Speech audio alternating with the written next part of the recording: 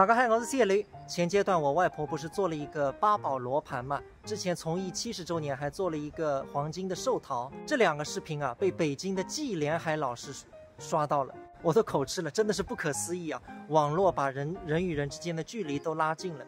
季老师看了司马老师那个工艺之后，非常的赞叹，他也想做一个，就通过自媒体平台联系上了我，然后到司马老师那里订了一个。今天季老师要来苏州取货。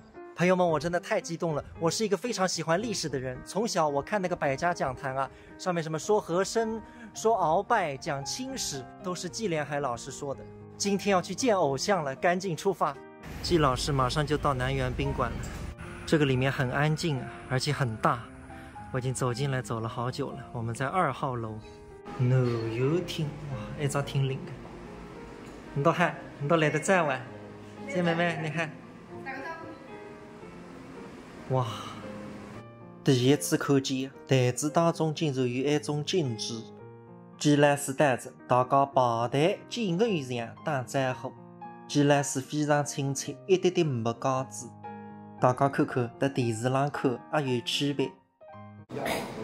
上来之前呢，那个郭总跟我说，今天呢有一个，你说坐，对于票友跟专业唱评弹的。这个我呢跟你有点不同的意见，我给你介绍介绍，在北京啥叫票友。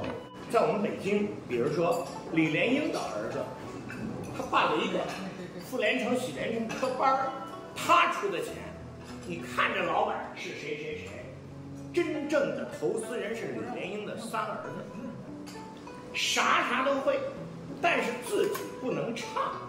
自己办一班养一批人，你们唱，所以你看京戏里面没有一个说李莲英是坏人的，那都是拿着李家的钱唱的戏，没有一个人敢说李莲英的坏，没有一个人，因为什么？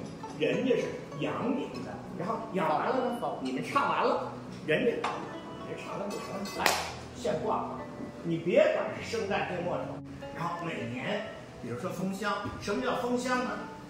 封箱的时候是说我养的这些演员，今儿个你都不能上场，我一个人办几个人，我还得卖票，我还得告诉人家我哪天在哪儿唱戏，每个来捧场的人，我还给他100块钱。大洋啊，这叫票友。